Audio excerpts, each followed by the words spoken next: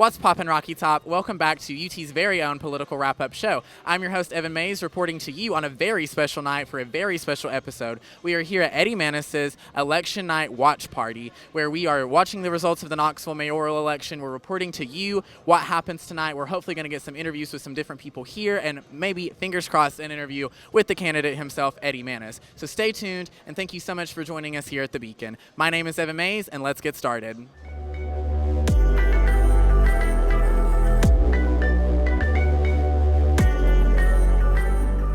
Everyone, I'm here with Erin Donovan, the communications director for Eddie Mannis's team. Thank you so much for joining us. Thank you for being here tonight. So how has Eddie been preparing specifically today? I know that we talked about a month ago. How has he been preparing the past week coming forward to the election? I think today's just like any other day, but today he's had to go from poll to poll, talking to people, visiting with volunteers. You know, he started probably around 5 o'clock this morning, getting everything ready. I'm not really sure how well he slept last night. You know, it's sort of like Christmas. You want to get up, you want to see what's going on, but then the worst part is you have to wait till at least 8 o'clock at night to see how any numbers are coming in or out. Yeah. So the polls did close at 8 o'clock, right? Okay, so we're looking at like 10 minutes after 8. So when are you thinking that they might start coming in? 8:15, 8:30, somewhere around in there? No one knows? So have you heard anything about voter turnout and how that's been looking and any like comparison to years prior?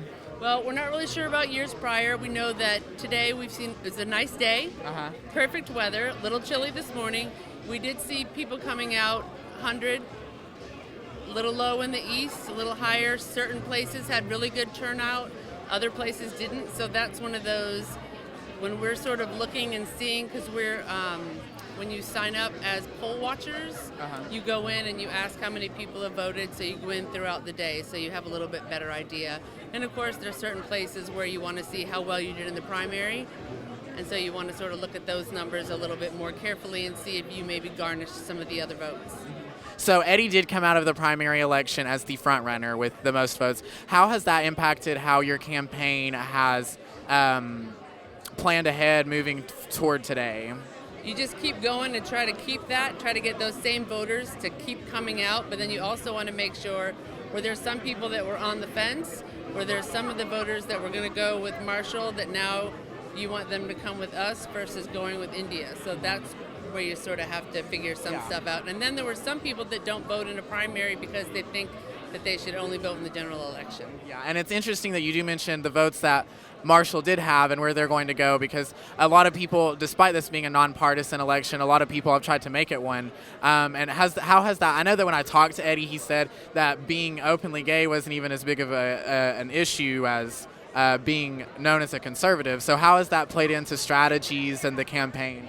You know, you're always just trying to figure out who you're trying to talk to when you're talking to voters. And so as a nonpartisan race, you just sort of keep trying to figure out who your audience is at what time, and just make sure that you're doing the best thing that you can do for the city, because in the end, that's what people should be voting on, is the person that's going to do the best thing for the city moving forward.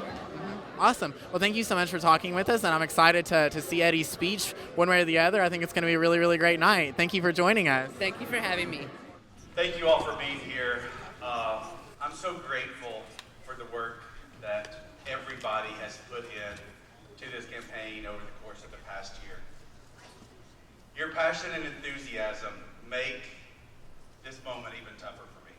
I have spoken to Indya Kincannon and congratulated her on becoming the next mayor of Knoxville. All right, everyone, I'm reporting live from my cameraman, Ben's Tesla. Eddie Mannis just got on stage and announced that he has lost the Knoxville mayoral election. We are headed as quickly as we can, as safely as we can, to Indya Kincannon's election night party, where we will hopefully get some live footage of her victory speech and maybe an interview with her. Stay tuned as long as we make it there. All right, everyone, I am here with Indya Kincannon, Knoxville's mayor-elect. Ms. Kincannon, congratulations. Thank you. So how are you feeling right now? Feeling awesome. I would say so. So what has the night been like for you? When were you made aware of what was going on? Well, you know, I had a good vibe. I was at 18 different polling places today, and, you know, felt like things were going well. And I guess I wasn't certain until, you know, Eddie Mannis called to concede. I was like, well, I guess I guess we actually did it. So, and he was incredibly gracious and kind and just really classy about it.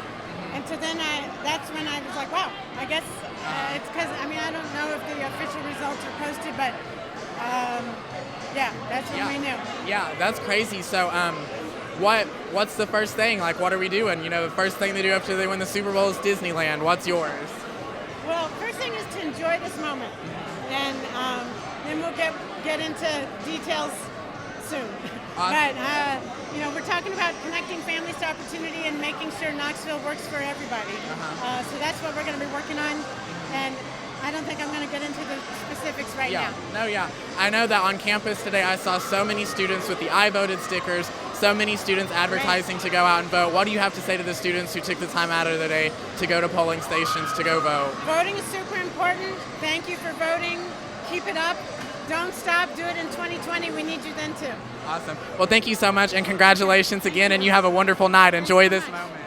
All right, everyone. Indya Kincannon has officially been announced as the next mayor of Knoxville. She has won the mayoral election tonight with a margin of 52% to Eddie Mannis's 48%. This may come as a shock to some of you, considering Eddie Mannis's front-runner status coming into the general election. He won the primary election.